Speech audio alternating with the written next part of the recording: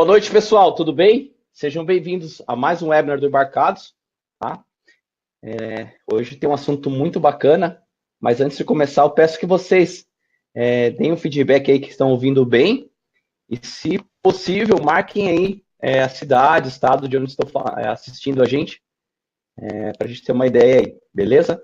Então, esse é o segundo webinar aqui no Embarcados Experience, em parceria com o Liceu Tech, tá? A gente teve aí algumas semanas aí um webinar bem bacana com o professor André Curvelo, tá? Foi bem legal. Então, esse webinar está gravado, para quem perdeu, vale a pena aí assistir, foi um conteúdo muito bacana. E hoje trazemos aí, junto com o professor Wagner Coimbra aí, um assunto bem legal aí de IoT com bastante hardware. Então, para a galera que curte hardware aí, vai ter bastante assunto aí. Ele preparou um material muito bacana aqui para a gente, então a gente vai aprender bastante. Boa noite, Wagner, tudo bem? Boa noite, tudo bom, Fábio? Alô? Boa noite, galera. Não sei se vocês estão me ouvindo. Aqui deu uma travadinha no vídeo, no áudio do Fábio.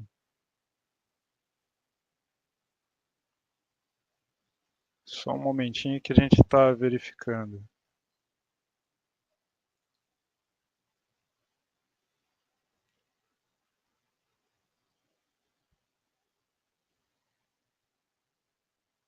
Alô, Fábio?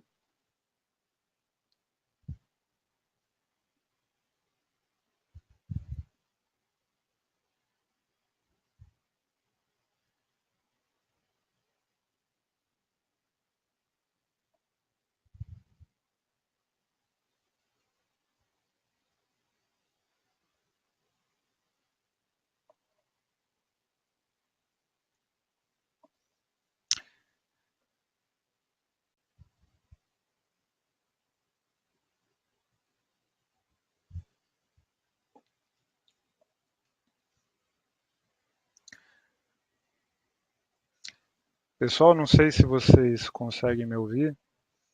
E eu acredito que deu algum crepezinho lá no servidor, alguma coisa aí, o Fábio está verificando. Então, eu vou pedir um instantinho aí, uma paciência aí para a gente resolver isso. Porque eu também estou sem feedback. Eu estou falando para vocês, mas não tenho certeza de se vocês estão me ouvindo. Só um momentinho, por favor.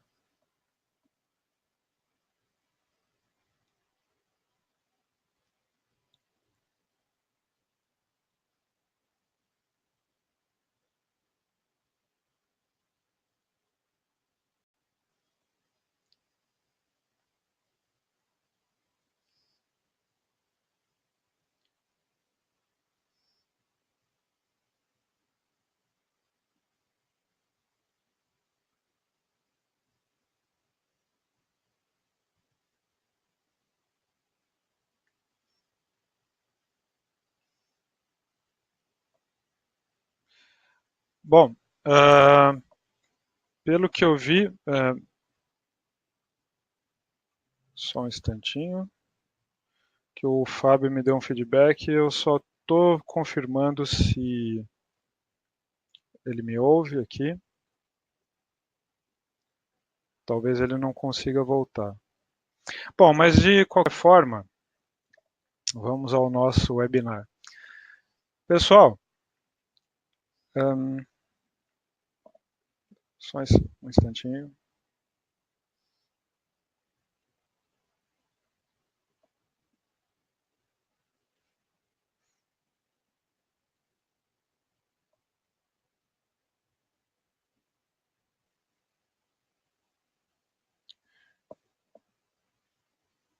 Sabe o nome disso? O nome disso é efeito demonstração.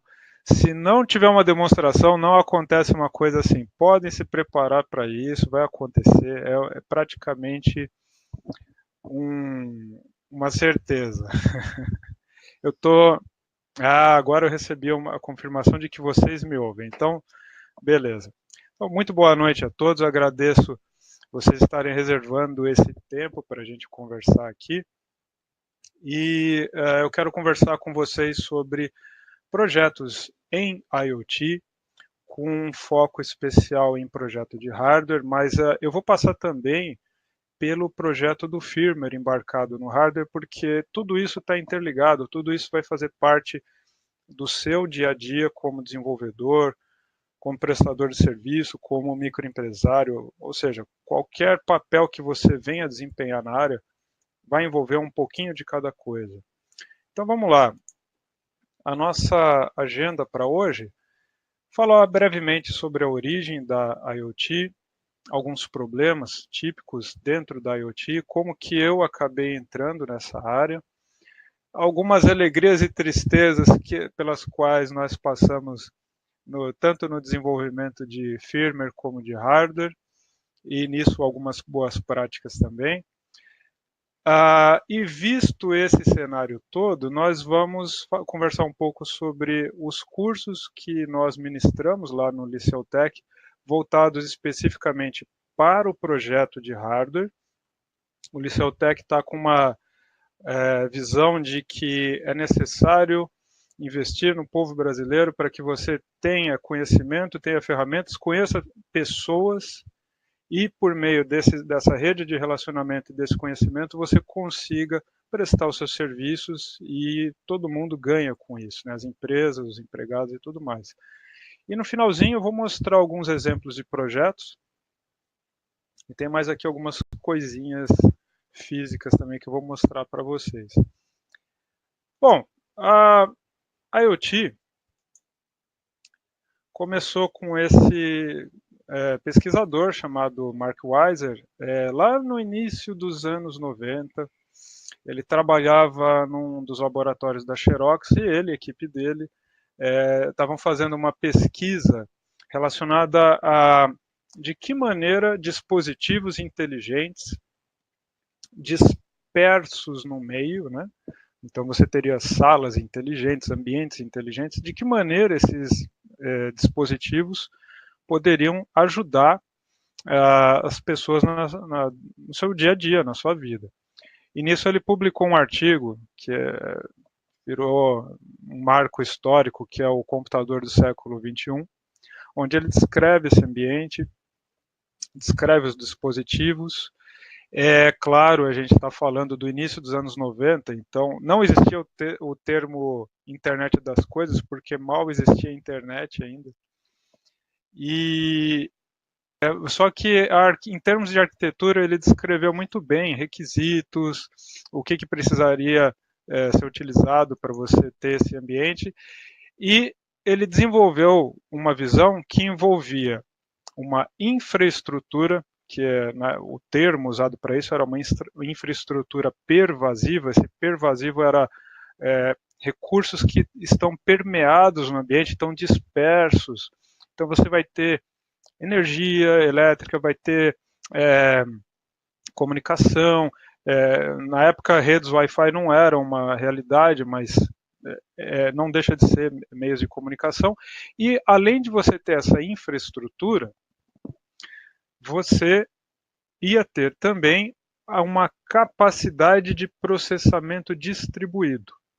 Então, cada objeto inteligente, na verdade, esse inteligente seria um objeto capaz de processar um programa.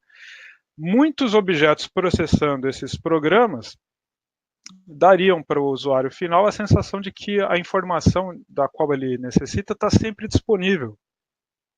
Então, essa ubiquidade é um termo muito esquisito. A ubiquidade é a qualidade de parecer onipresente. Era o objetivo que eles queriam alcançar. Não tinha infraestrutura para isso na época, né? E o que aconteceu é que foram delimitados os principais requisitos, onde o primeiro é haver essa comunicação, essa capacidade de comunicação, meios de comunicação, tanto com fio como sem fio. Você ter baterias também que proporcionasse uma capacidade maior de corrente. Processadores nesse caso envolve tanto microcontroladores como microprocessadores, né? Aquilo que for mais adequado para o projeto. Processadores que tivessem alta velocidade e baixo consumo. Por exemplo, hoje em dia, esses microcontroladores seriam da linha Cortex M0. Então, o Cortex M0 tem uma boa capacidade de processamento, tem uma série de periféricos que vão resolver os seus problemas e consome pouca energia. Ele tem vários modos de energia, você pode fazer o seu programa de modo que ele fica dormindo, acorda, faz o trabalho, volta a dormir e assim por diante. E o sistema como um todo precisaria consumir pouca energia. Então, 30 anos atrás, 20 e poucos anos atrás, a gente tinha componentes diferentes. Hoje em dia não era possível, agora é, tanto que tem esse boom, né, de demanda na área de internet das coisas. E aí, como que nasceu a IoT? A gente passou a ter esses recursos que eram os requisitos lá por volta do início dos anos 2000. O nome ubiquidade não era muito bom, né? Então foi cunhado o termo IoT, Internet of Things, que se tornou o nome popular. E nós passamos então a lidar com isso, com um hardware que tem a capacidade de se comunicar com outros hardwares, tem a capacidade de processar dados, de coletar dados do meio, de disponibilizar informação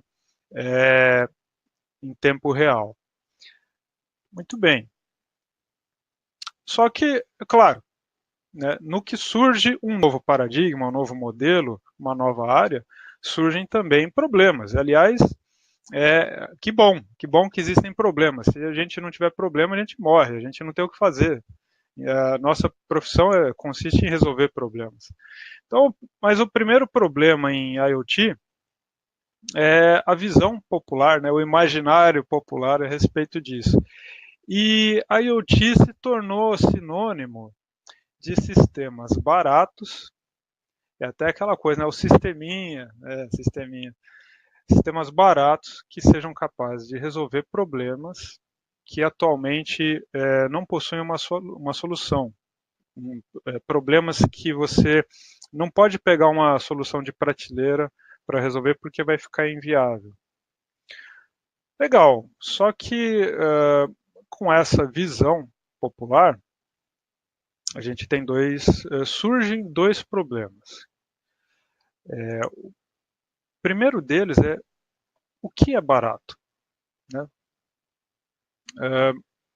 Quando você fala em barato, o produto final é que deveria ser barato, mas para o seu cliente ele vai também considerar os custos de desenvolvimento. Só que desenvolvimento, por natureza, é caro.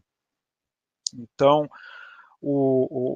para que uma pessoa ou uma empresa comece a fazer projetos em IoT com bastante, de maneira barata, ela já, na verdade, já precisou fazer um investimento em tempo, em desenvolvimento, em amadurecimento, para criar o seu portfólio, para criar os seus recursos, suas bibliotecas, e então, a partir disso, ela começa a gerar novos projetos mais rapidamente.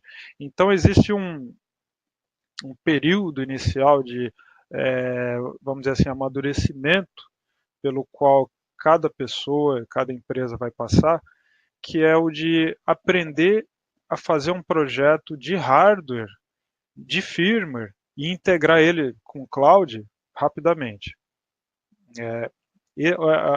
Esse aprendizado acaba sendo um investimento que cada um vai fazer. Virou uma característica do mercado esperar que esse desenvolvimento seja barato também. Mas a verdade é que todo desenvolvimento, todo projeto é relativamente caro, porque ele envolve principalmente riscos. O que é o risco? É você lidar principalmente com o desconhecido, com coisas que são desconhecidas para você. Então vai ser a primeira vez que você vai fazer, sei lá, uma antena em PCB, né, no layout da PCB. A primeira vez que você vai fazer isso, muito provavelmente vai apresentar algum problema. Aí, conforme você está aprendendo, vem aquela pergunta: como é que você, que está aprendendo agora, vai detectar que ocorreu um problema? E caso você detecte, como é que você resolve? Então,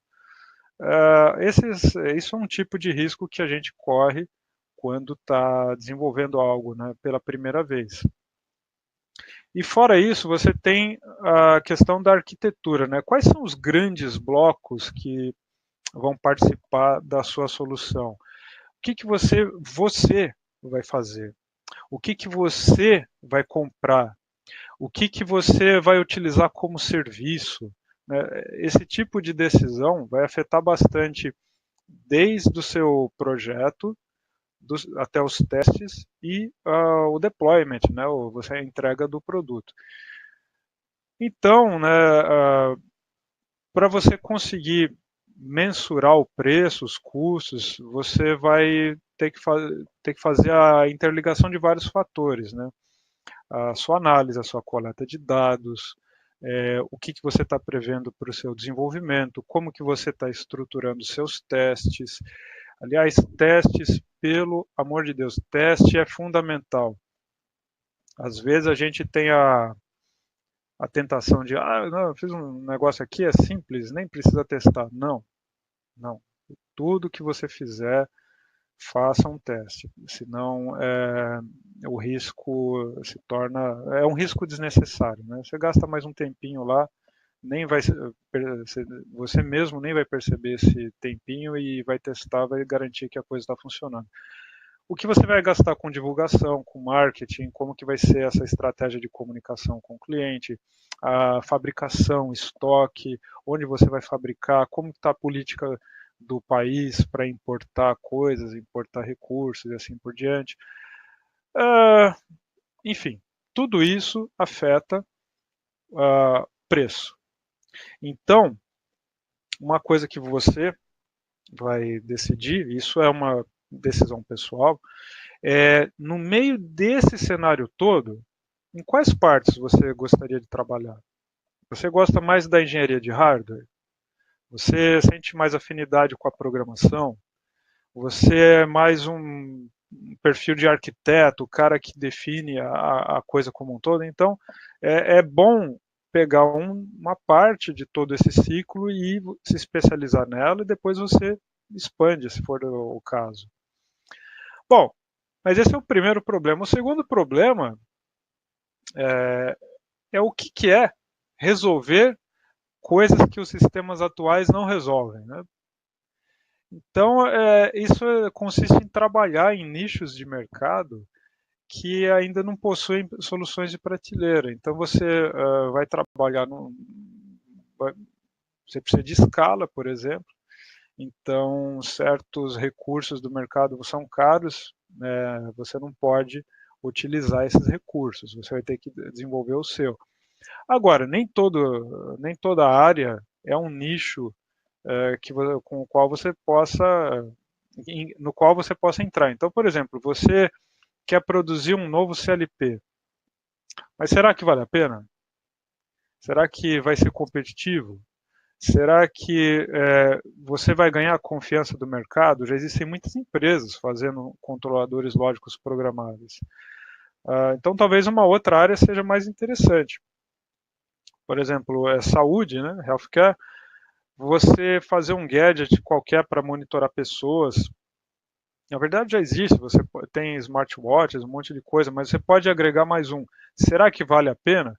Bom, depende. Se você tiver um diferencial, né? De alguma maneira você pode se tornar competitivo. Então a ideia aqui em relação a resolver problemas é você fazer a seguinte pergunta: que coisas que precisam, demandam de um serviço, mas esse serviço ainda não existe porque requer um hardware específico, barato, assim por diante. Então nisso você acaba descobrindo um nicho. Agora, é aquela coisa, tem mais problemas. Opa, problema 3 de 2, surpresa, né? O que é isso? A gente não ia contar só até 2? Não. Os problemas vão aumentando. É o seu modelo de negócio. Então, aquela coisa, não é só chegar e desenhar o hardware, não é só chegar e fazer um programa, você tem que pensar na sustentabilidade disso. Então, venda, marketing, cobrança, fidelização, como que você vai fazer, quanto você consegue investir, quem são seus parceiros para investir. Você tem amigos que já têm aí um recurso e estão dispostos a investir na sua ideia. Caso tenha, como é que você vai apresentar a sua ideia para eles? Você vai vender o seu produto como um objeto que a pessoa vai lá e compra, ou você vai disponibilizar ele como um serviço, né? Como é que você vai cobrar? Vai ser um valor fixo mensal? Você vai ter cotas de consumo? Tudo isso vai afetar como que você vai conseguir vender, quem vai ser os seus clientes, quem vai estar suscetível à sua propaganda. Então, modelo de negócio é importante. É algo que você precisa levar em consideração, que você vai ter que encaixar vários aspectos e na intersecção deles é que vai estar a sua área de atuação no mercado. E tem uma frase que é: os problemas vêm aos pares. Então, você tem 3 problemas, procura direito que você tem mais um, são 4. Então, 2 problemas eram evidentes e 2 já surgiram só porque a gente parou e pensou mais um pouquinho. Até vamos parar de pensar aqui, senão vai surgir mais 2, mais 4. Mas a ideia é escalabilidade. Você quer, se possível, atingir o mundo inteiro com a sua solução. Essa seria o ápice para qualquer empresa, qualquer pessoa. Legal. Mas a sua área de desenvolvimento, que pode ser você mesmo, consegue atender essa demanda? Né? Se surgirem grandes clientes, você consegue atender? Porque eles vão ter necessidades específicas, você vai precisar adaptar o produto. Então, você vai conseguir fazer isso dentro de um tempo curto o suficiente para o mercado te absorver? A equipe de vendas está preparada para fazer essas prospecções de negócio? A equipe de vendas, quando eu falo equipe, às vezes você está pensando assim, puxa vida, mas eu vou começar nessa área agora, de repente a gente pode estar conversando aqui com pessoas desde, sei lá, 15 anos que estão no colegial, mas estão interessados, empenhados, a gente empreendedora, já tem visão desde novinha. A gente eu posso estar falando aqui com pessoas altamente experientes, empresários, então, desde pessoas que estão trabalhando sozinhas até pessoas que têm equipes. Do ponto de vista do negócio, a gente vai ter sempre uma equipe, não dá para trabalhar sozinho. É muita coisa para você controlar. Então, você está pensando em equipe de desenvolvimento, em equipe de venda, que precisa ser capaz de atender, gerar prospecção, equipe de suporte para atender toda essa demanda. Vai ter erro, vai ter algum bug, vai ter algum problema ou dúvida que o seu cliente vai apresentar e você precisa atender isso. E você não pode, de maneira alguma, chegar ao ponto do uso do seu setor de suporte ultrapassar aquilo que o seu setor é capaz de atender. Então, tudo isso vai afetar o crescimento da sua empresa. A ideia é que você consiga ter produtos ao longo do tempo que possam fazer algum tipo de autodiagnóstico. Né? Então, você vai agregar funções de hardware e de firmware para que o seu sistema consiga se autodiagnosticar. É lógico que isso vai aumentar o custo de desenvolvimento e também o custo do produto final, mas pode ser que isso, por outro lado, ganhe muito tempo para você em suporte, que nem seja necessário tanto suporte.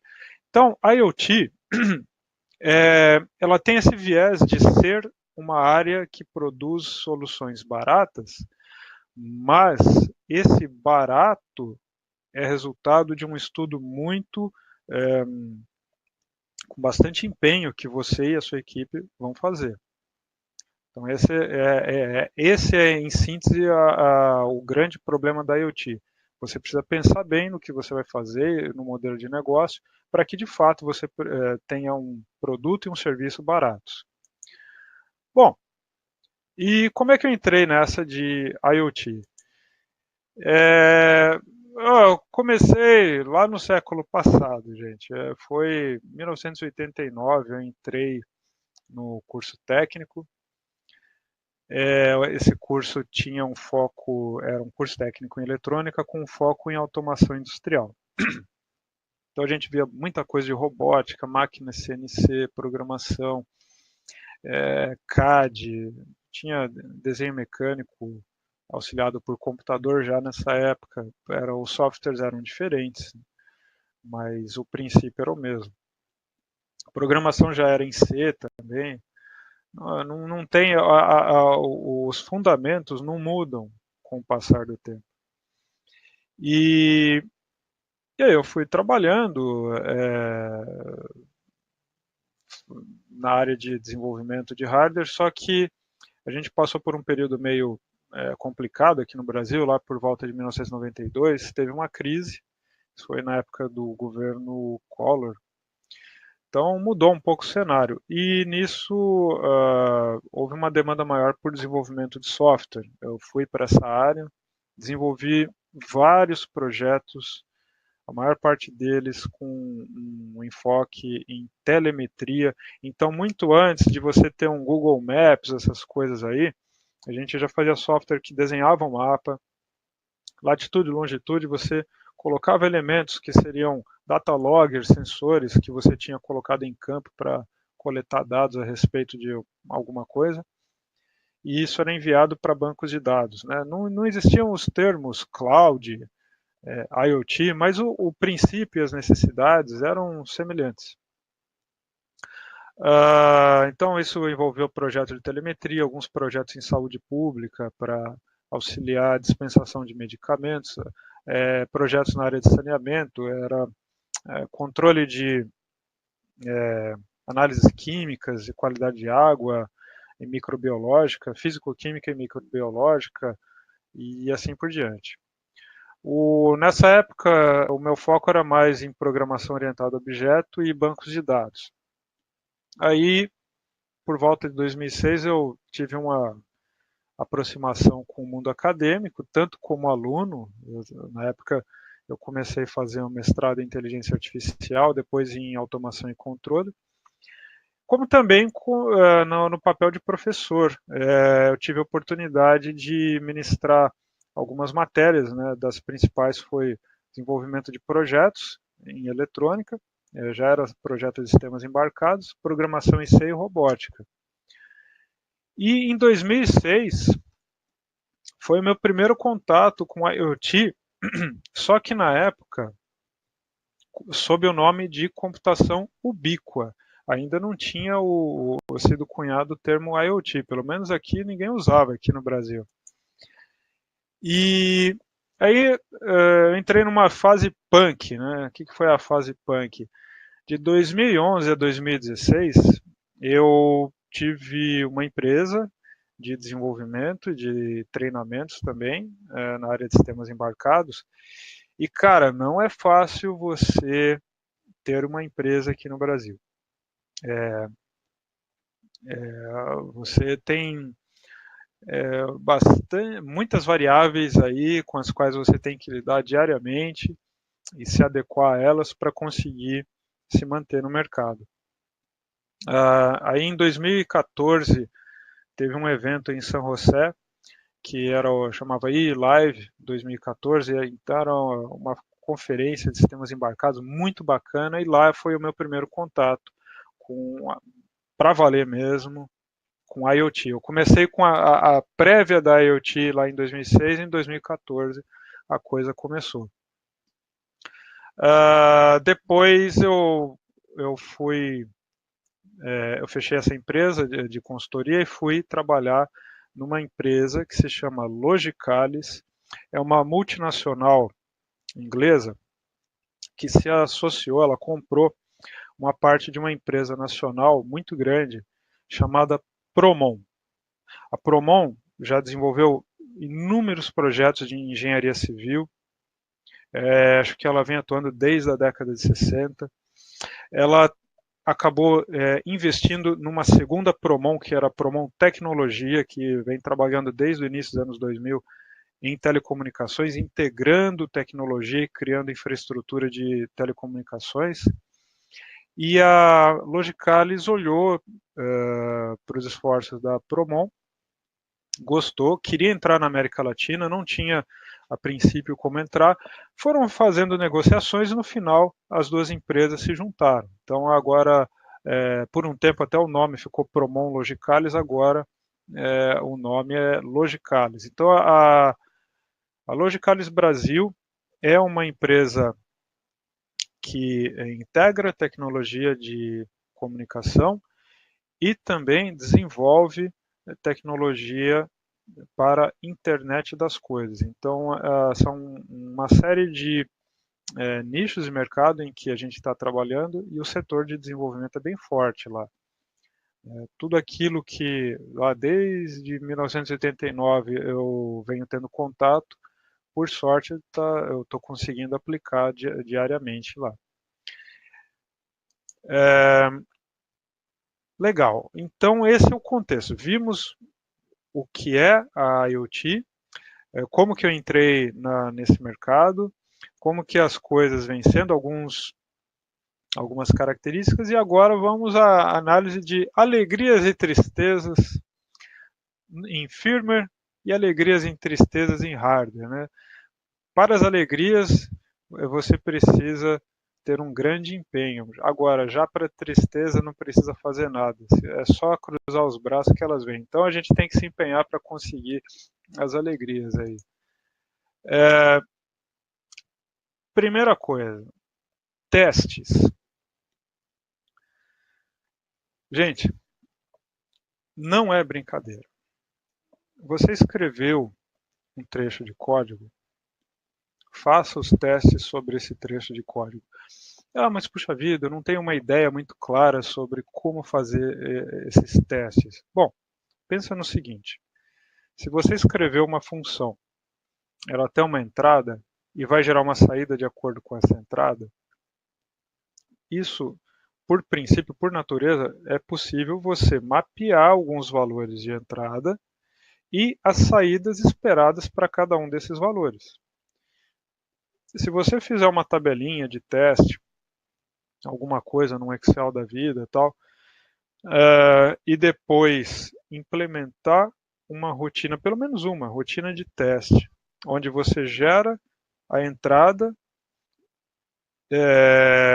você imprime qual é a saída esperada e imprime a saída que de fato foi gerada, isso já é um tremendo de um teste que vai resolver a maior parte dos seus problemas. Então, gente, não tenha receio de fazer testes. Mas puxa vida, eu fiz uma rotina, ela teve 20 linhas. Eu fui fazer teste, mapeei lá 38 casos diferentes, a rotina de teste ficou um linguição lá de 150 linhas. É assim mesmo, você vai copiar e colar vários trechinhos onde você vai mudar o argumento de entrada e o argumento esperado. Isso é normal. Existem outras práticas, mas alguma prática é melhor do que nenhuma. Você partir do pressuposto que compilou está certo é um risco tremendo. A gente não pode, de maneira alguma, cair nessa tentação. Porque pior do que você encontrar um problema é você não encontrar e ele existir no código. Então, você vai projetar, faça testes. Você projetou hardware, faça testes. Se possível, se tiver um módulozinho que você possa comprar e fazer testes com ele, usar esse módulo como um reference design, utilize. Reference design, um modelo de referência de projeto. Se você tiver essas plaquinhas, utilize. Se não tiver, leia o datasheet, veja os requisitos funcionais do componente. Precisa de um capacitor de desacoplamento, precisa de um POAP nessa linha, precisa de um capacitor aqui, que é uma saída para filtrar ruído na fonte. Obedeça todos os requisitos na primeira versão, depois você pode fazer alguns testes, ver o que pode ser otimizado numa segunda versão do produto. Mas na primeira versão, segue a cartilha, porque vai vai te dar menos dor de cabeça. E aquela coisa, atualizar, modificar software é fácil, né? Você muda a linha e recompila. E regravar lá em alguma coisa que está em campo. Né? Vai que você não tem conectividade justo no dia em que o negócio apresenta um problema. Então, vamos testar bem as coisas. Um outro aspecto interessante é linguagem C. Gente, você vai desenvolver um sistema embarcado de baixo custo. A arquitetura geral dele, um microcontrolador com os periféricos, lendo alguma coisa na entrada, cuspindo alguma coisa na saída. Vai ser um microcontrolador porque é mais fácil, mais barato. Os processos não são tão críticos que você vai ter que processar muitos dados. E o microcontrolador, a programação dele é simples o suficiente para te dar a característica de tempo real que você precisa. Quando você vai para um ambiente com microprocessador, você tem um monte de facilidades. Vou botar um Linux lá embarcado no sistema. Legal. Tem sistema, você vai fazer um gateway. Pô, tem que ser. Mas você perde tempo real. Então, quando você tem sistema operacional, o que ele está fazendo a cada ciclo, vamos dizer assim, do sistema operacional, ele vai realizar um conjunto de tarefas um pouquinho diferente. Então ele não tem uma previsibilidade, ele não é sempre do mesmo jeito a execução das tarefas. Então não dá para você garantir tempo real. Você tem às vezes um Linux tão simplificado que mesmo com essas variações ele parece ao usuário, aos olhos do usuário, um sistema operacional, um sistema operacional não, uma solução de tempo real. Mas na verdade não é. Então, você vai fazer um projeto, você vai programar em C, com microcontroladores. Python, Java. Você tem um sistema operacional. Se você tiver um Linux, se você está num microprocessador, tudo bem. Se você está num microcontrolador, a gente vai usar C. E Assembly. Olha, aí também a gente não precisa descer tanto nível, né? O Assembly, eu acho que quando a gente fala em 8051, PIC, essas coisas mais acadêmicas, aí tudo bem. Mas na prática, para desenvolver um produto, você raramente vai programar em Assembly, e normalmente vai ser um trecho de código em Assembly dentro de um programa em C. Uma rotina de tempo, um negócio muito específico ali. Então você coloca isso dentro do seu código C. Então, linguagem C, hein, gente? Linguagem C. Importante. E saber C é ter domínio sobre ponteiros. Ponteiros. Olha, ponteiro é fundamental, gente. Ponteiro, estrutura, ponteiro para estrutura. União a gente usa também, union, mas são casos mais específicos. Esse aí você pode até aprender na hora, mas struct, ponteiro para estrutura, ponteiro para ponteiro, ponteiro para função. Cara, isso é importantíssimo. Saber linguagem C é ter domínio sobre ponteiros. Mas fazer uma função. Fazer função é natural, né? Você vai aprender lá, void, minha função, abre parênteses, argumentos, fecha, escreve o linguição e tal. Não tem como não aprender. Essa é uma parte muito básica. Agora, ponteiros, o pessoal às vezes, né, nas escolas aí e tal, deixa para segundo plano, mas é fundamental, gente. Você compartilha dados entre funções diferentes na linguagem C por meio de ponteiros.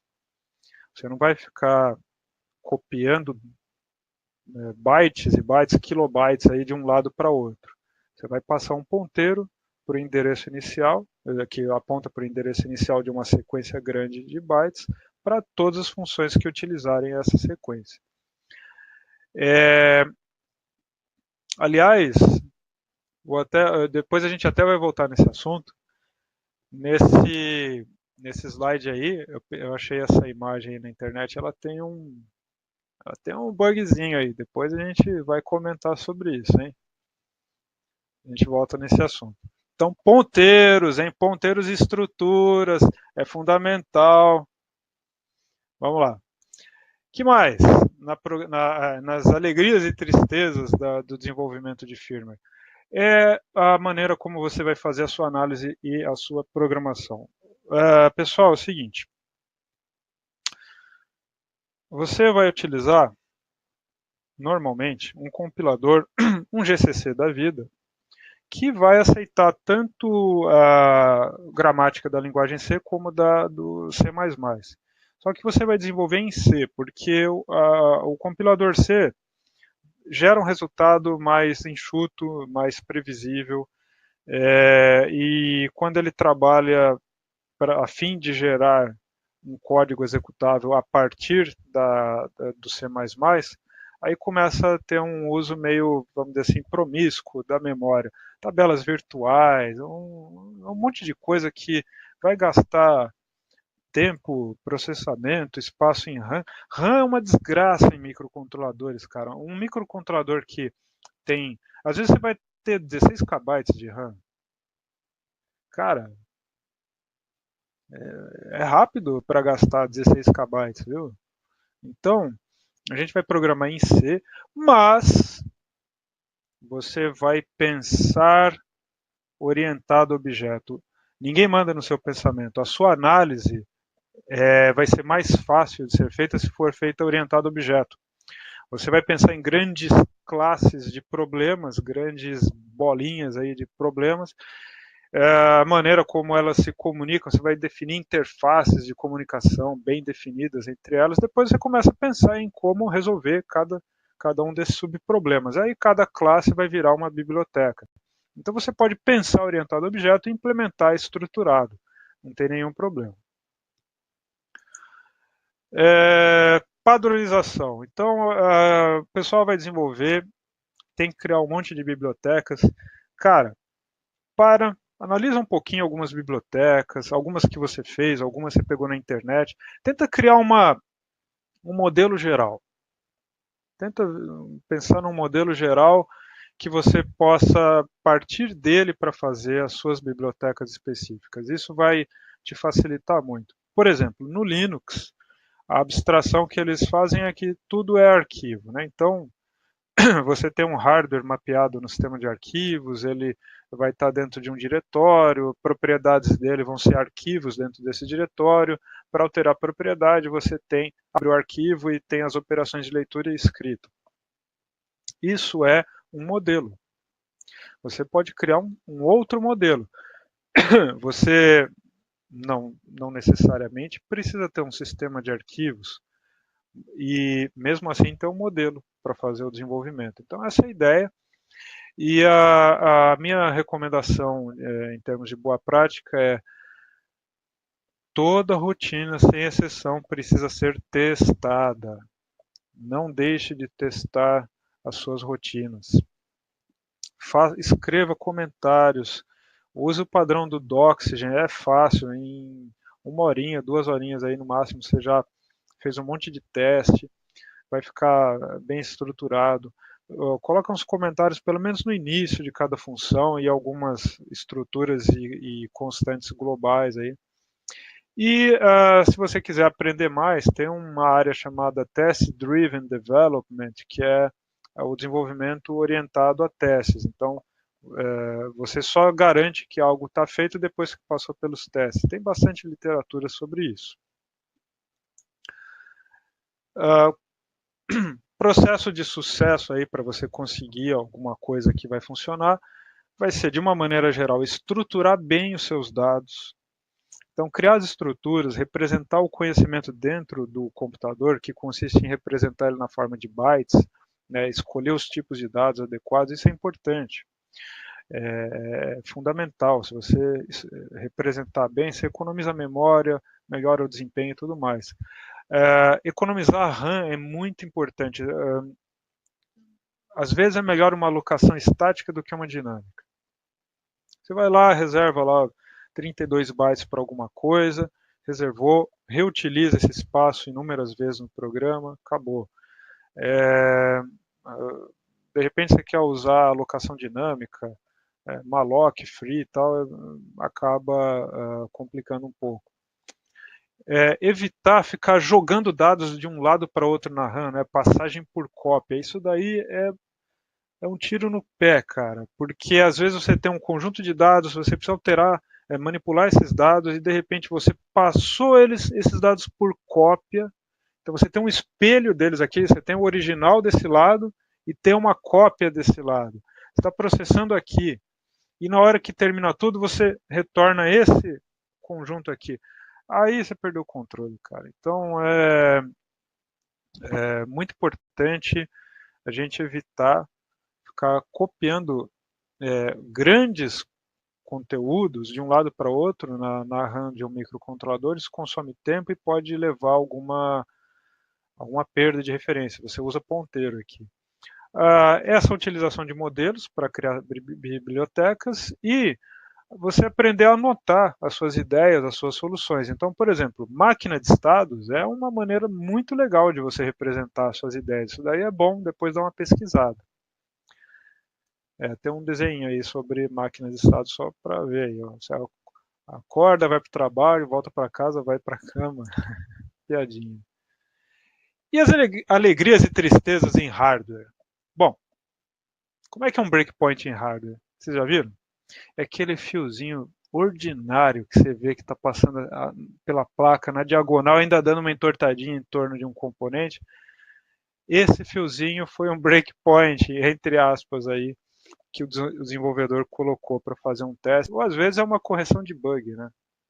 Isso vai acontecer, gente, né? Mas é bom a gente seguir boas práticas para evitar isso.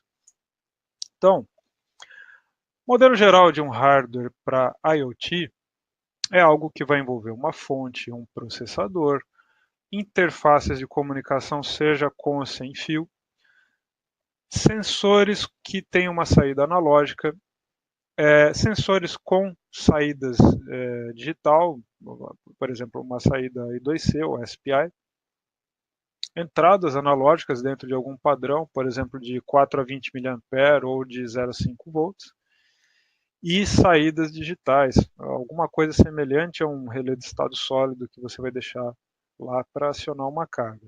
Legal.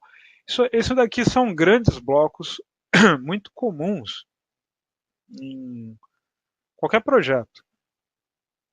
Então, a ideia é que você, com o tempo, vá se familiarizando com esses blocos, vá entendendo particularidades. A princípio, você pode partir de um reference design, depois você pode fazer os cálculos, otimizar e assim por diante.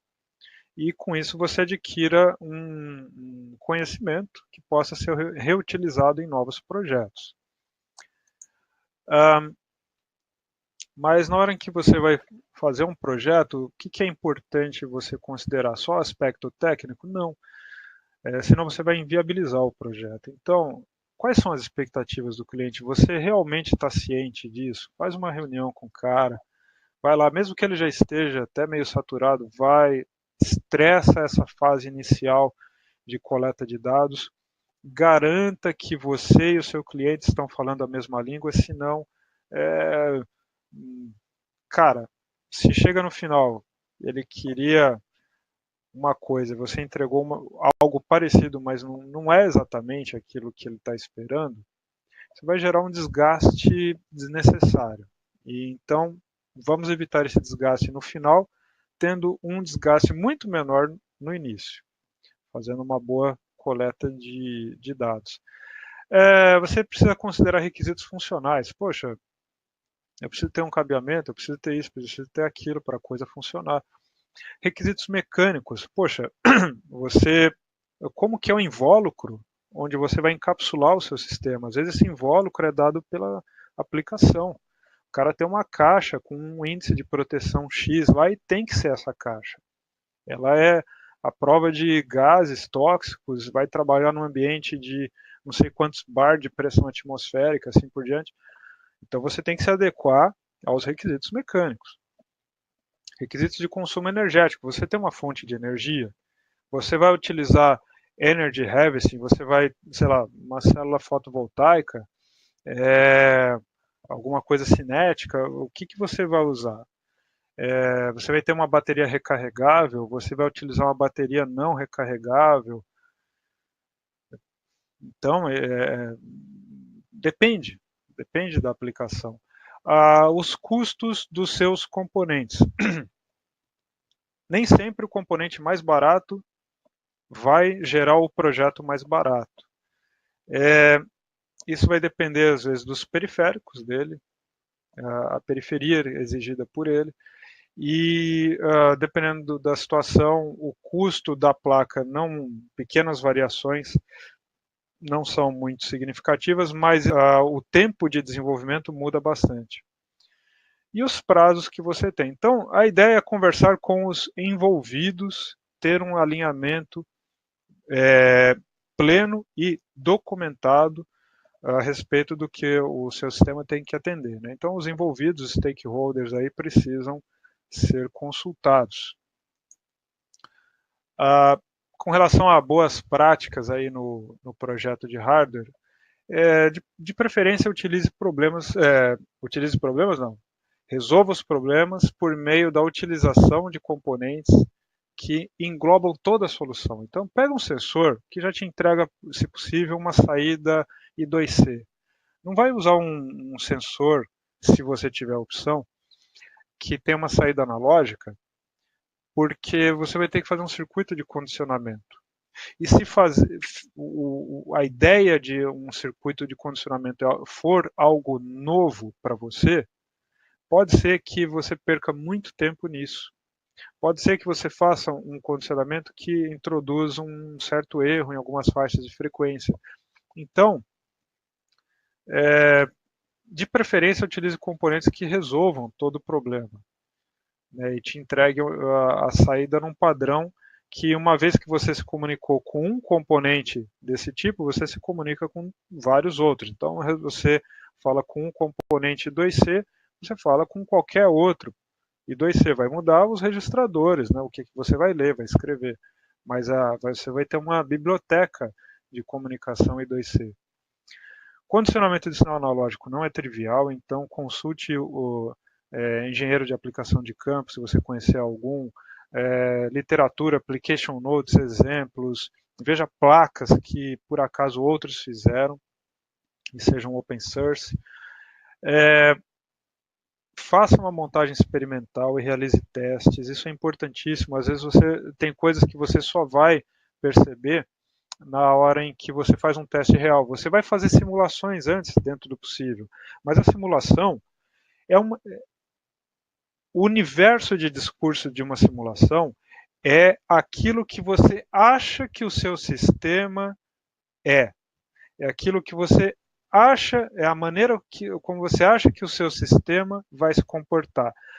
Na hora que você tem a coisa real, não vai ser mais aquilo que você acha, vai ser aquilo que de fato é. Então, pequenas alterações entre a visão teórica e a visão prática vão existir, e até certo ponto elas são desprezíveis, às vezes não. Equivalente não é igual, então cuidado ao utilizar uma coisa equivalente à outra para fazer um teste. E, por fim, cara, protótipos não são baratos aqui no Brasil. Então você precisa fazer uma pesquisa, ver o quanto você vai ter que gastar. Você precisa já ter uma ideia desses custos antes de chegar para alguém e falar: ó, eu faço desenvolvimento em 2 meses e custa tanto. Não. Você tem que conhecer um pouco para não acabar pagando para fazer o projeto, né? Isso daí se você descuidar é o que vai acontecer. Você pode estar raciocinando com preços China, mas na hora de fazer, você vai fazer no Brasil e o preço Brasil é muito diferente. Outro conjunto de boas práticas aí no projeto de hardware puxa vida, dependendo da frequência, né? Você vai estar fazendo um rádio, você está lidando com antena, então dá uma olhada em application notes, porque conforme a frequência dos sinais em que com os quais você vai lidar, mudam bastante o layout. Às vezes você tem várias opções de barramento, qual que você vai escolher? Depende. Depende do microcontrolador, depende dos periféricos, depende daquilo com o que você está mais familiarizado, da velocidade.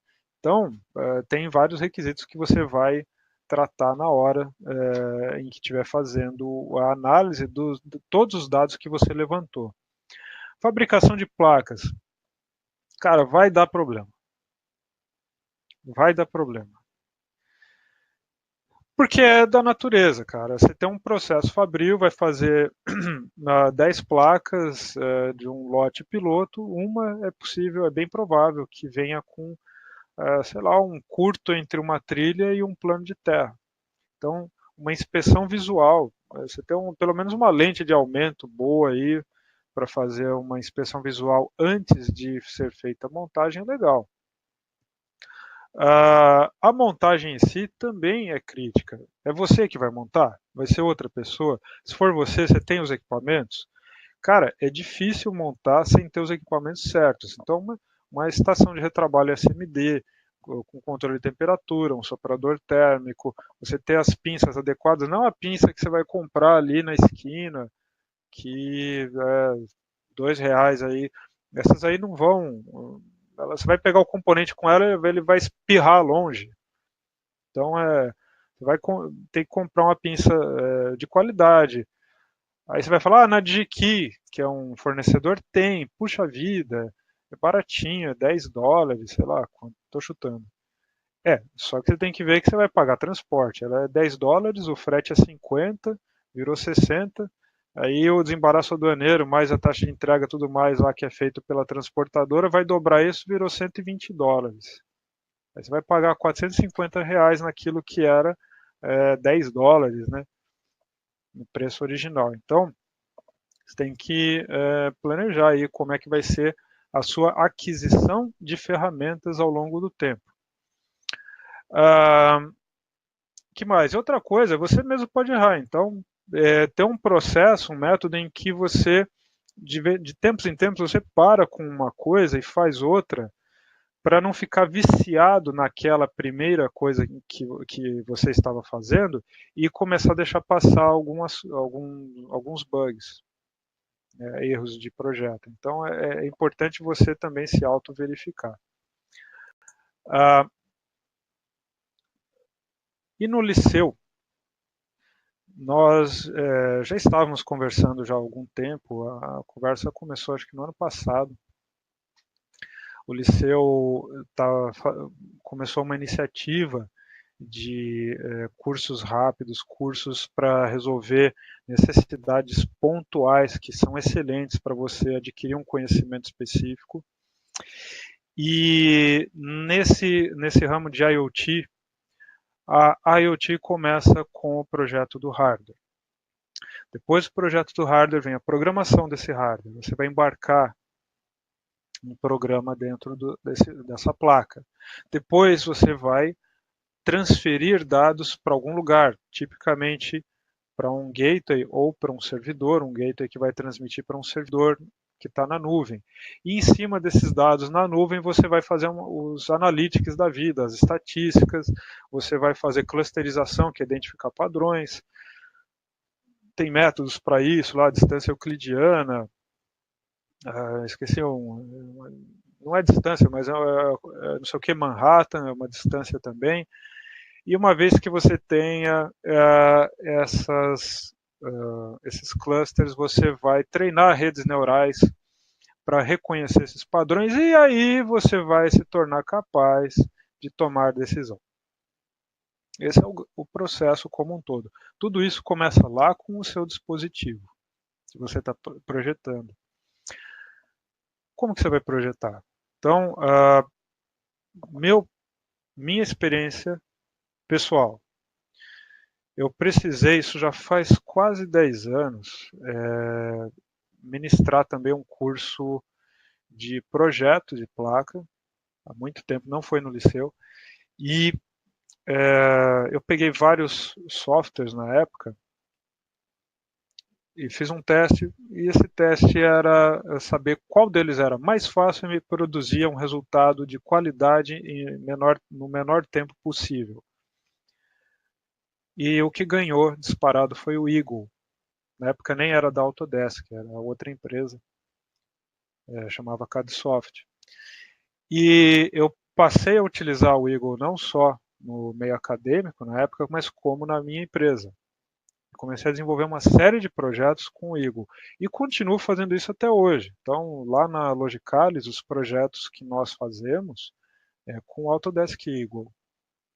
Por isso que esse curso que nós estamos ministrando no Liceu Tech utiliza o Eagle. Ele realmente é uma das ferramentas mais acessíveis que você tem atualmente para projetar esquemas elétricos, layout de placa, desenhar componentes, gerar o BOM, o Bill of Material, lista de materiais que você vai comprar e assim por diante.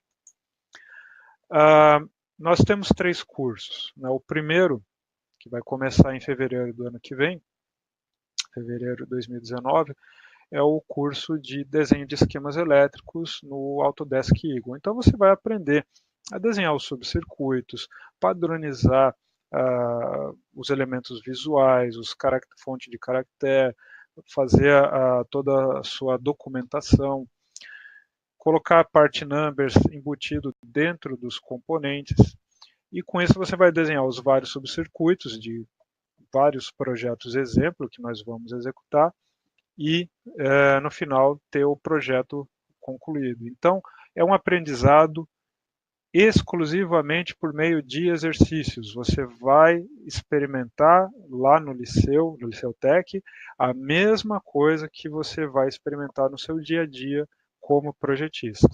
Então, você vai já ter uma vivência próxima da realidade.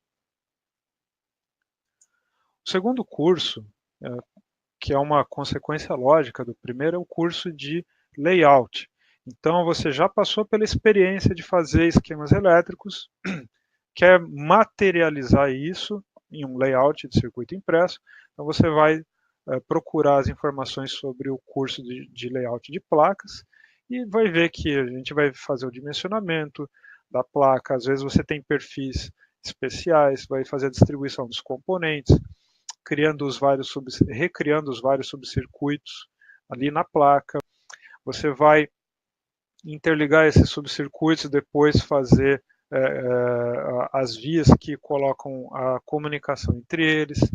Você vai se preocupar com o plano de terra, com largura de trilha para garantir que vai circular a corrente necessária, vai colocar toda a sinalização necessária na camada de silkscreen que vai ser impressa na placa, vai gerar os arquivos de fabricação de placa, que são chamados arquivos Gerber. Tudo isso você vai aprender nesse curso de layout.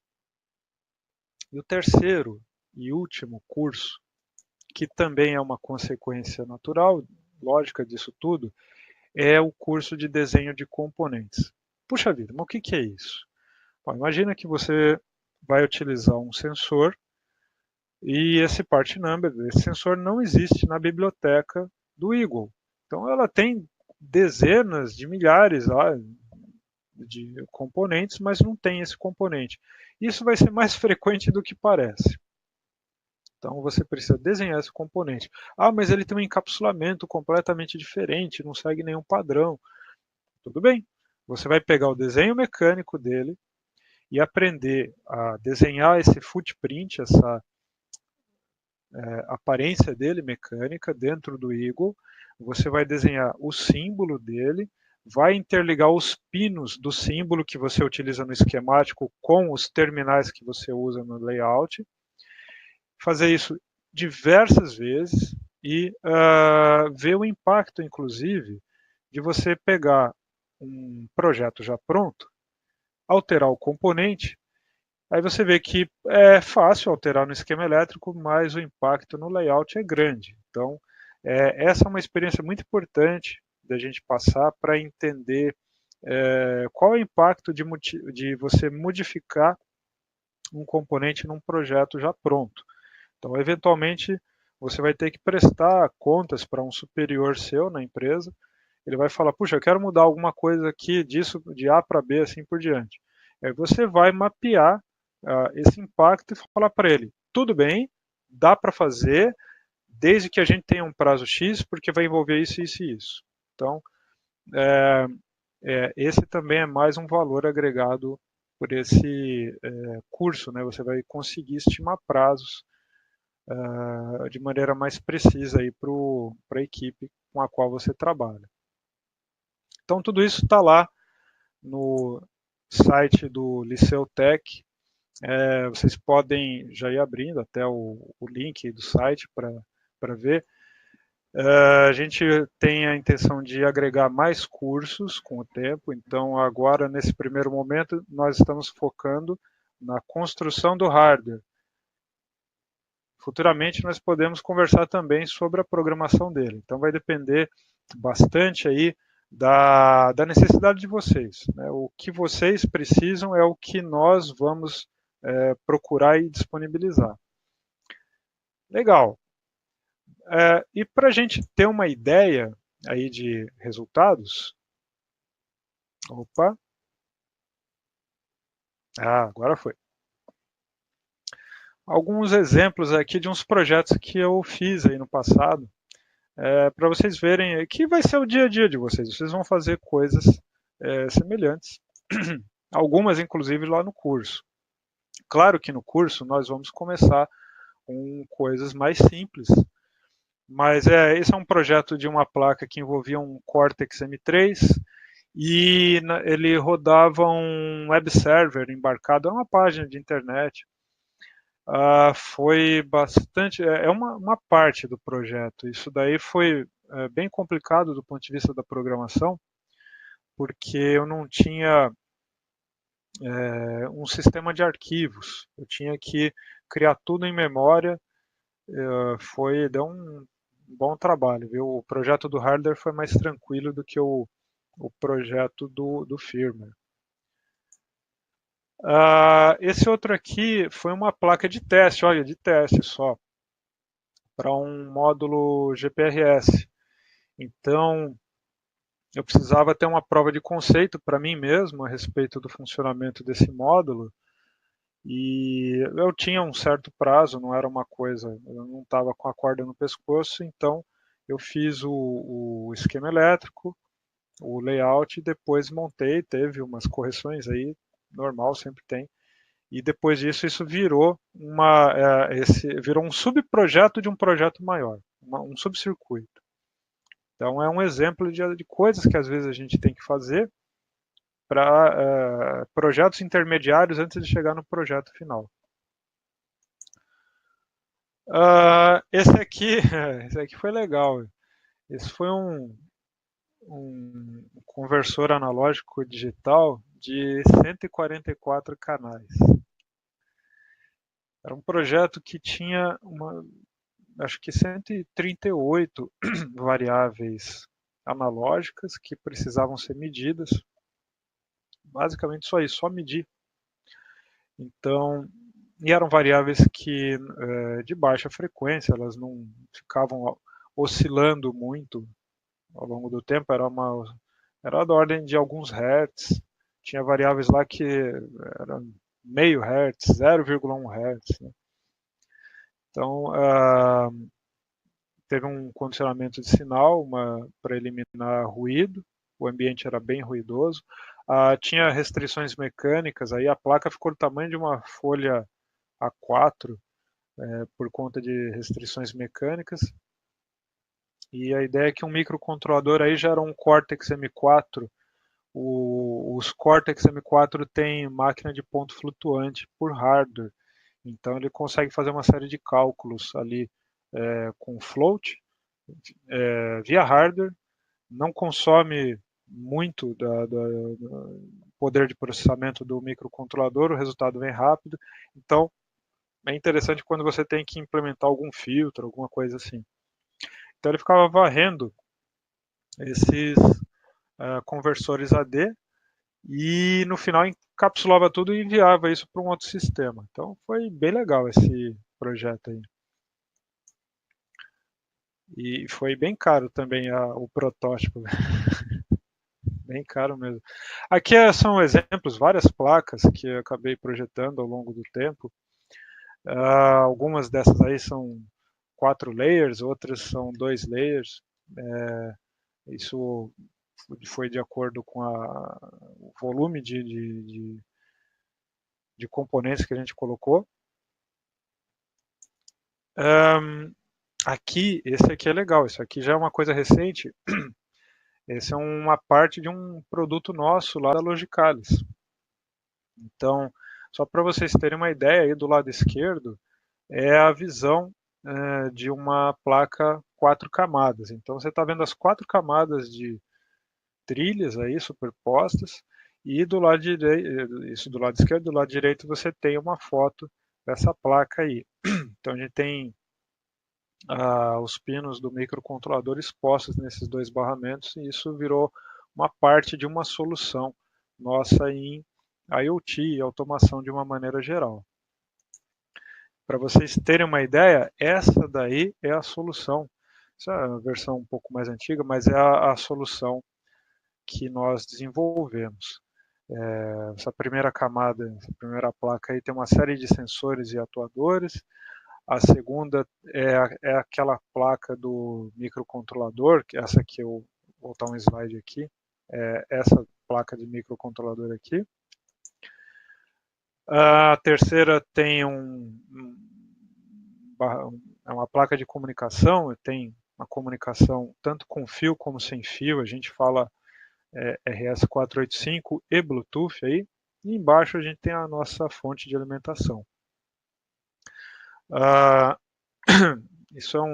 Esse projeto já está numa versão mais avançada do que a dessa foto, mas é para vocês terem uma ideia do que a gente faz. Conforme você vai aprendendo a desenvolver hardware, a desenvolver firmware, você vai criando soluções cada vez mais completas e mais complexas, né? Atualmente, acho que o firmware que está rodando aí tem, eu não contei, mas é algo entre 15 e 20 mil linhas de código.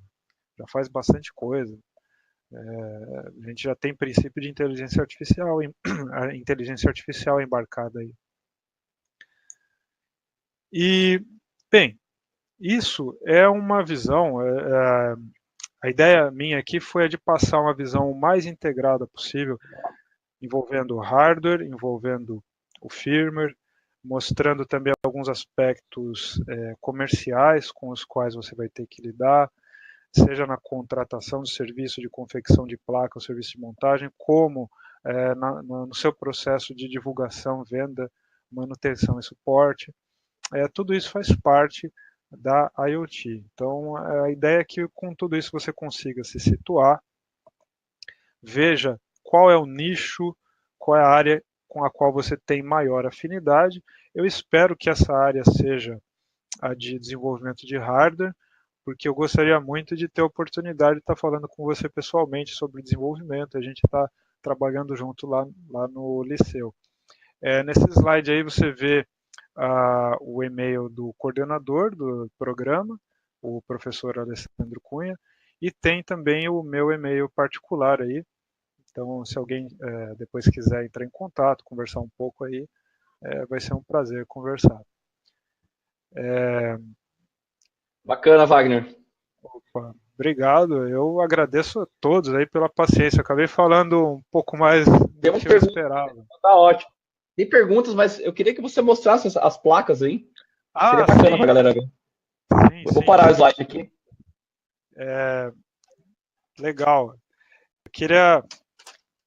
agora aqui tá aparecendo em tela cheia. Então, tchan, tchan, tchan, tchan.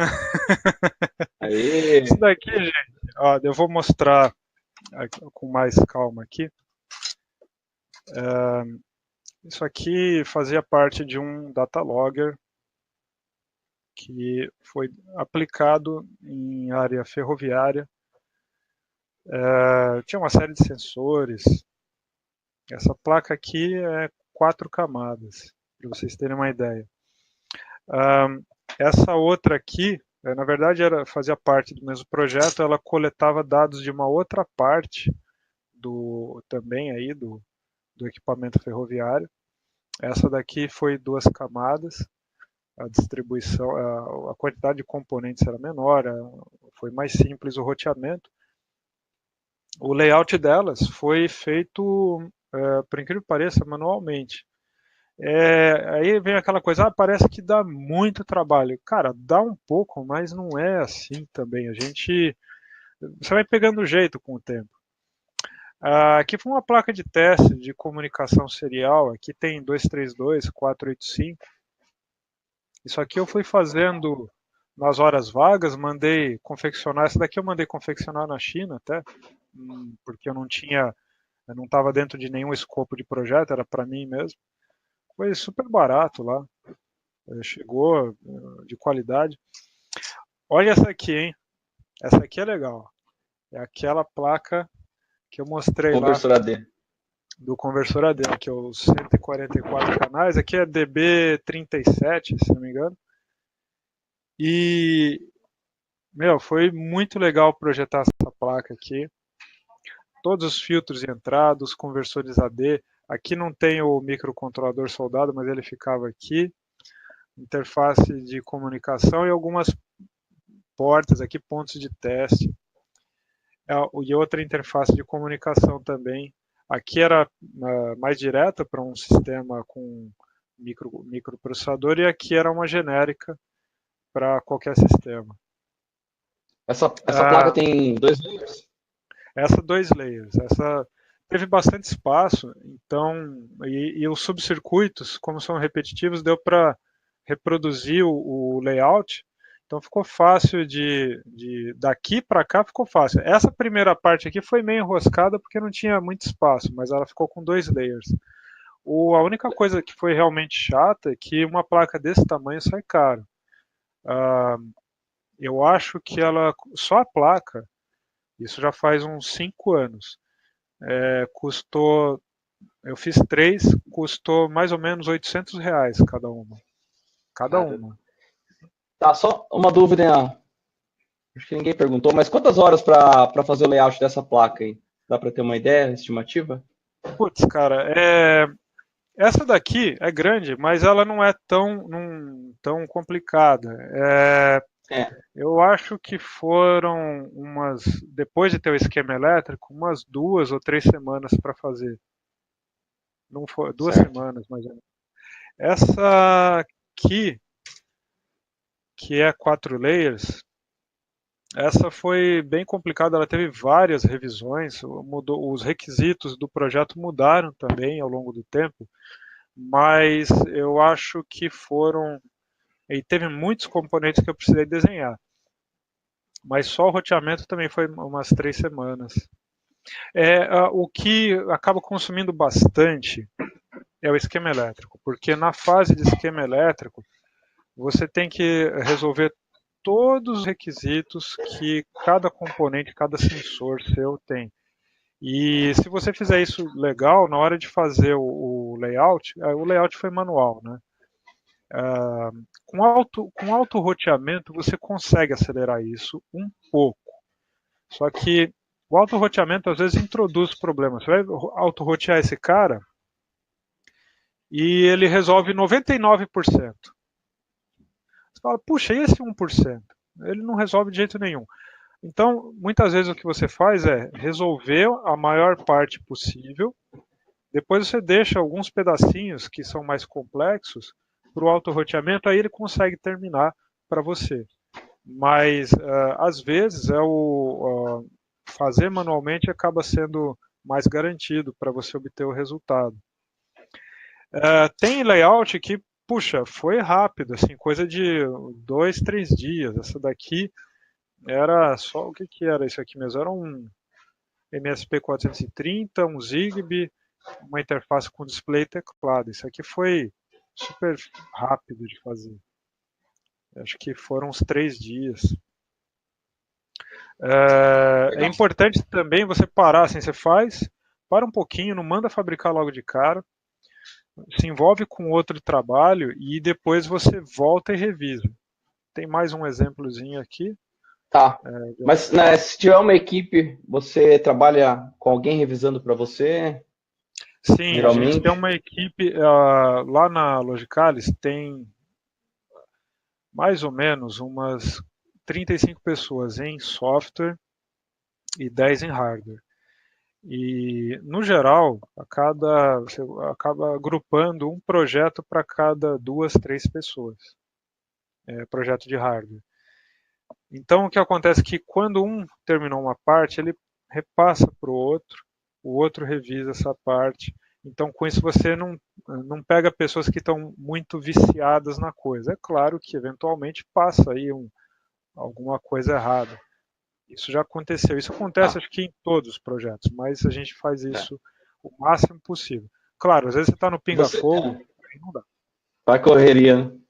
Aí é... Tá, mas vocês usam ferramentas do próprio, no caso do Eagle, para checar erros, tanto no esquemático Sim, quanto sim, no sim, sim. layout. Ele tem lá o Electrical Rule Check, Design Rule Checking, são ferramentas muito legais para você verificar o seu layout, o seu esquema elétrico, algum erro que por acaso tenha. Agora, tem um tipo de erro que elas não pegam, por exemplo, que é, às vezes você precisa fazer um rasgo. Deixa eu ver se eu tenho um aqui para mostrar para vocês a situação. Espera aí, aqui, não sei se vai ficar em foco. Às vezes, aqui é um furo normal, esse daqui é um rasgo. O nome dessa entidade na geometria é oblongo, né? Bom, como é que você faz um rasgo no Eagle? Tem uma camada, você tem várias camadas de dados dentro do seu projeto, tem uma para desbaste, uma ferramenta de desbaste, eles chamam de milling. Aí você vai desenhar ali a forma que você quer que seja feita. Muito bem, essa camada de milling não entra nas ferramentas de verificação de consistência do seu circuito. Então, o que significa isso? Se por acaso você precisa fazer um rasgo, desse lado aqui fica melhor, tal como esse, e a sua placa, por acaso, uma trilha passou, ela tem várias camadas, uma trilha passou por cima desse rasgo, esse tipo de sobreposição, essa ferramenta não pega. Uma trilha sobre a outra, ela pega. Mas uma trilha que está numa camada, passar em cima de um rasgo que está em outra camada, isso ela não pega. Porque também seria a mesma coisa que falar, uma trilha no top está coincidindo com uma trilha no bottom. Isso daí não é um erro, isso é normal. Então, esse é um tipo de detalhe que você acaba pegando com o tempo, né? A É. ferramenta mesmo não dá para você. Mas fora isso, ela E te aí dá no, vários outros recursos. aí no auto-roteamento pode passar uma trilha, né, Pode, automática aí em cima, né? É. exatamente, pode acontecer isso. Então, mesmo que a pessoa utilize recursos automáticos, tem que chegar, esfriar a cabeça, pegar o negócio e revisar camada por camada para ver se não tem alguma coisa maluca ali, feita pelo auto-roteamento. Afinal de contas, ele está seguindo um algoritmo que resolve 90% dos casos bem e 10% ele vai resolver mais ou menos. Então, tem que passar por uma revisão humana aí. Legal, Wagner. Vamos responder algumas perguntas aqui do pessoal. Vamos lá. Vamos lá, deixa eu pegar uma aqui. Teve uma pergunta em relação à licença do Eagle. Certo. O Eagle, depois que foi comprado pela Autodesk, ele teve alguma mudança de licença freemium? Teve, teve. Antigamente você poderia, por exemplo, comprar uma licença perpétua. Eu comprei, isso já faz uns 8 anos aí. Beleza. Agora, ele recebeu uma série de recursos novos, ele tem um nível de suporte maior, agora tem mais recursos, só que agora a licença é um pagamento que pode ser mensal ou anual. Então, tem uma licença free para você usar como estudante, como hobbyista? Tem. Mas se você quiser trabalhar efetivamente com ele, ele tem um custo mensal. Lá no site tem uns detalhes sobre isso, mas é mais ou menos assim. Para um pequeno desenvolvedor, a licença standard, que é o primeiro modelo lá, é razoável. Para alguém que já tem uma empresa, que já tem alguns negócios em andamento, ele pode pegar a licença completa, que ela se paga perfeitamente. Eu não lembro os valores, é só entrar lá no site da Autodesk, mas o modelo agora é esse, é um pagamento ou mensal ou anual. Legal. Então é isso aí, Alexandre. A pergunta respondida. Agora o Rafael perguntou se o Eagle tem alguma certificação, algo como o Linux tem. Acho que ele está perguntando se tem A alguma certificação certificação de. dada pela própria Autodesk, Isso. olha, até onde eu sei, não. Eu precisei já do suporte deles, não nesse nível de eu adquirir uma certificação ou alguém adquirir uma certificação, mas eu precisei do suporte para resolver um problema de ferramentas que não apareciam, ícones que pararam de aparecer, e conversei com isso bastante com um técnico lá dentro. O foco deles, na época, isso faz uns 3 anos, não era realmente certificação, era simplesmente vender as licenças, né? Era mais uma ferramenta de software aí. Mas é uma pergunta muito interessante e eu vou procurar a respeito disso para poder responder adequadamente. Certificações da própria Autodesk. Legal. Vou Bacana. procurar. Tá. Aí o Elton pergunta em relação à formação acadêmica mais indicada para trabalhar na área aí de hardware, né? Excelente pergunta. Cara, eu tenho uma visão não muito convencional. Eu imagino que não depende, às vezes, tanto da formação que a pessoa tem, mas às vezes depende mais de uma motivação, de uma predisposição pessoal que a pessoa tem. Então, o que eu quero dizer com isso? Se você, por algum motivo irracional, você gosta dessa área de desenvolvimento, você gosta de fazer código, você gosta da ideia de, puxa, vou desenhar hardware, você já viu pessoas fazendo isso e fala, eu quero fazer a mesma coisa? Essa vontade já é metade do caminho. A outra metade, evidentemente, é a aquisição de conhecimento e você pôr em prática, você fazer estudos diários sobre isso. Então, uma formação, seja ela só técnica ou só nível superior ou técnico mais superior ou vários cursos específicos que você venha fazer, mas uma formação que envolva programação, envolva programação em C, análise orientada a objetos, se você conhecer um pouco de diagrama de classes, diagrama UML, você conheceu a essência da eletrônica. O que vai ser envolvendo a essência da eletrônica?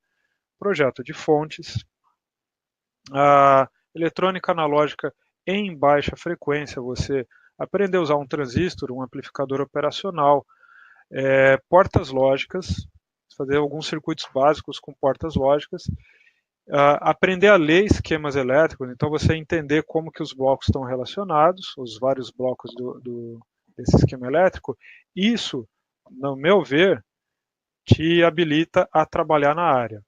Essa é uma área assim, bem multidisciplinar. Estão surgindo agora alguns cursos aqui no Brasil que são curso superior de desenvolvimento de sistemas embarcados, mas é algo que está nascendo. Então eu diria, a sua vontade, mais essas informações específicas que eu falei, são os principais elementos, mas você precisa querer mesmo, porque é o que vai te motivar a enfrentar as dificuldades. Legal. E tentar aplicar ao máximo, né? E aplicar, não perder nenhuma chance de aplicar as coisas. Você foi lá, Legal. alguém falou de um negócio sobre ponteiros, você chega e tenta aplicar no mesmo dia. Alguém falou de condicionamento de sinal, tenta ver no mesmo dia também. E assim por diante. Legal. O Breno comentou aqui sobre. Acho que ele está procurando um estágio. Como começar a Legal. trabalhar nessa área? Onde estagiar? Cara, é muito bom. Faz os seus estudos particulares, bota em prática, tira dúvidas. Quando você fizer entrevista de emprego e você fala assim, sim, eu sei, eu já estudei a minha experiência acadêmica, mas eu estudei a programação. Uma coisa que, se você realmente souber e falar isso, faz muita diferença. Você fala, eu sei ponteiros, eu sei estruturas, eu sei fazer esquema elétrico no Eagle, eu sei fazer o layout e o desenho de componente. Cara, você fala isso, depois provando isso lá para o seu empregador, vai ser um estágio bem sucedido, uma efetivação e uma carreira. Pode ter certeza. E as oportunidades dessa área aí tem bastante? Como que a galera, como que tá hoje? Eu vou dar um overview desde quando eu comecei na minha empresa de desenvolvimento. Isso foi em 2011. Cara, eu fazia mais ou menos uma especificação de projeto para um novo cliente em potencial a cada 2 semanas. Então, a cada 2 semanas surgia uma possibilidade de projeto. Claro que se você pegar tudo isso, você vai ficar louco, né? Não é impossível uma pessoa pegar um projeto a cada 2 semanas. Uma única pessoa dá conta de 1, 2, no máximo 3 projetos em um ano. Depende, dada a complexidade deles. Então, a demanda que o mercado tinha era muito grande. Teve uma queda lá em 2015, 2016, né? Isso afetou todo mundo. 2017 começou a reaquecer, 2018 até teve algumas contratações lá na Logicalis, e pelo que eu tenho conversado com a turma aí, está tendo uma demanda, e o grande problema agora é o pessoal conseguir atender alguns requisitos. Então precisa saber, já está meio esperto, vamos dizer assim, na programação e no desenho de hardware. Eu tenho uma expectativa muito grande que nos próximos 3 a 4 anos vai ter uma absorção grande de engenheiros e programadores, analistas aí para essa área, e é uma área que, do meu ponto de vista, vai ser explorada tranquilamente durante 10, 15 anos ainda. Ela está longe de estar chegando no limite dela. Tem Bacana. mercado, sim. Legal, aí os cursos do Liceu vêm para dar suporte aí para os profissionais se atualizarem, tá capacitado aí para entrar no mercado, né? Sim, sim, a ideia, a gente tem que se adequar à realidade. Então, do que adianta você seguir um modelo de 1980, ficar só no 8051, eventualmente no PIC, assembly, rotina de pisca LED, acabou. Pô, isso é talvez um primeiro passo, mas tem muitos outros. Então, o Liceu está com essa iniciativa de proporcionar cursos mais voltados às necessidades atuais aí, aquilo que está pegando mesmo. Show. Aliás, se você me permite, eu queria mostrar Fica à um livro vontade. aqui que eu recomendo. Ah, legal, isso é bacana. Eu vi que tem bastante livro aí atrás. Ah, não significa que eu li todos, hein? É, Então, esse livro aqui, Test Driven entendi. Development for Embedded C, como é que ele chama mesmo? Do James Green, é muito bom. Esse cara, sei lá, ele deve ter uns 30 anos de experiência em desenvolvimento. É um livro que vale a pena para você começar a aprender o desenvolvimento orientado a testes, tanto para sistemas embarcados mesmo. Legal. É só para a gente finalizar, a gente já estourou o tempo. Em relação ao curso de PCB do Liceu, né? Vocês estão focando no Eagle, né? Aqui teve o Sim, Nelson sim. comentou em relação ao Altium, mas os conceitos podem ser aplicados a outras ferramentas, né? Sim, sim, os conceitos fundamentais são, o seu raciocínio não muda, o que muda são particularidades das ferramentas. Então, uma vai ter um jeito diferente de você pegar e mover as trilhas, você compensar alguma comprimento de trilhas conforme a frequência do sinal que está trafegando e tudo mais. Mas o projeto como um todo segue o mesmo estilo. Claro, você tem que estar preparado, né, aceitar que você vai passar por um período de aprendizagem. Você aprendeu o Eagle, você vai naturalmente usar o Eagle como sua referência mental. Na hora de aprender o Altium, você tem que parar um pouquinho, estudar, exercitar e depois fica natural. Legal. Tá, mas teve mais um comentário aqui do João Ricardo, ele falou em relação ao curso online. Hoje, os cursos do Liceu serão presenciais, né? Vocês não têm Presenciais. previsão de curso online ainda? Olha, Acho que talvez não terá uma demanda aí, né? eu, eu não conversei ainda com o coordenador especificamente sobre isso. Não é algo que esteja descartado, não. Eu acho que é algo que a gente tem que levar em consideração. Mas, como tem uma procura muito presencial lá no Liceu, isso acabou criando o viés de fazer um curso presencial. Mas é algo que eu posso levar lá para a turma e a gente conversar. Porque eu tenho certeza que tem gente aí de todo lugar do Brasil. Então, bastante gente fora. Curso online ajuda. Deixa como sugestão para o pessoal que está interessado, mandar um e-mail lá para o pessoal da coordenação, sugerindo aí datas, né, ou até mesmo curso online, para que eles possam verificar a demanda aí. Bacana. Certo. Beleza. É isso aí, Wagner. Agradeço bastante, foi um conteúdo bem legal. O pessoal... Aquelas perguntinhas lá no final... Se quiser passar, vamos passar para o pessoal. Acho que tem um pessoal bacana aqui. Vamos passar. Vamos. Pessoal, tem umas perguntas que o Wagner selecionou aqui para testar a gente aí. Vou colocar aqui. E aí, vamos lá. É bem simples, gente.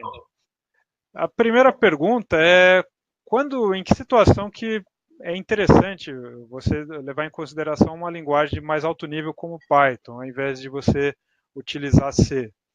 A gente passou por isso lá no início, quando estava falando do que você poderia usar de componente, né? Microcontrolador ou microprocessador. E a ideia é que você... já posso responder logo em seguida, né? Pode responder sim, porque senão... Opa! Pode ir. Voltou. Aí... Não, clica aí, ó. A ideia é que você utilize algo de mais alto nível quando você tiver um sistema operacional. Se você não tem sistema operacional, e a maior parte dos casos em IoT, você vai utilizar C. Essa é a ideia. A pergunta número 2 é a seguinte, isso aqui eu reproduzi aquele exemplo de ponteiros lá. Só que aquele exemplo tem um erro. Eu peguei a matriz, peguei um ponteiro, apontei aqui para o primeiro elemento, aí eu imprimi o conteúdo do primeiro elemento, que seria o 0. Ele aqui está dizendo que iria imprimir, lá naquele exemplo falou que ia imprimir o número 1 aqui, e que aqui iria imprimir o 2, que ele incrementou o ponteiro aqui, aqui ele somou 2. Mas, na verdade, não é isso que vai acontecer. Eu vou avançar aqui. Beleza. O que vai acontecer é o seguinte, nesse primeiro caso, o ponteiro está apontando para o primeiro elemento, saiu o primeiro elemento, que é o 0. Nesse segundo caso, ele utilizou o operador mais colocado depois da variável. Quando ele está depois, ele vai ser executado depois dessa linha inteira ter sido executada. Então, vai ser impresso o valor para o qual o ponteiro está apontando no momento, que ainda é o primeiro, é o 0, e terminado esse printf, o ponteiro vai avançar para o 1. Então, aí, por isso que foi impresso o número 0 aqui.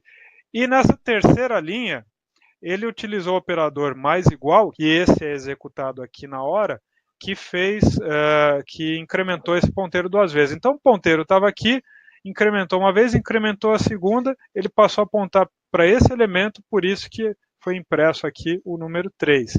Então, gente, tem que tomar cuidado com o que está na internet, viu? Faça o teste. E a terceira e última pergunta, mais importante de todas, gente. Qual é a instituição onde você irá aprender a fazer esquemas elétricos, layout de placa e desenho de componentes com Autodesk Eagle? Qual que é? Show! É o Liceu Tech, gente. Bacana, Wagner. Isso aí, pessoal. Acho que foi bem bacana. O Ebner teve bastante assuntos aí para a gente levar como toque aí do Wagner para a gente aprender. E fica aí o contato do Liceu Tech para vocês, para quem está interessado na área. E tem 3 cursos, né, que eles estão promovendo agora, de IoT, de FPGA e de PCB. Então vai ser bem bacana aí. Fiquem atentos aí às novidades. Bacana, Wagner. Brigadão. Parabéns aí pelo trabalho. Brigadão mesmo aí pelo compartilhamento aí de conhecimento aí, que foi bem legal. Que isso, eu que agradeço. Tem uma demanda muito grande. Até lá na Logicalis a gente está contratando pessoas e eu espero que cada um aí consiga evoluir, se colocar no mercado e ter um futuro aí sensacional. Excelente. Obrigado. Pessoal, fiquem à vontade, a gente vai mandar para vocês aí os slides e também o link de replay. E aí vocês podem ver com mais calma aí durante o final de semana. E fica aberto o canal de comunicação, tanto com o Embarcados quanto com o Wagner, para a gente tirar dúvidas e trocar experiências. Beleza? Obrigadão, pessoal. Boa noite. Valeu, gente. Obrigado, Fabião. Valeu. Tchau, tchau.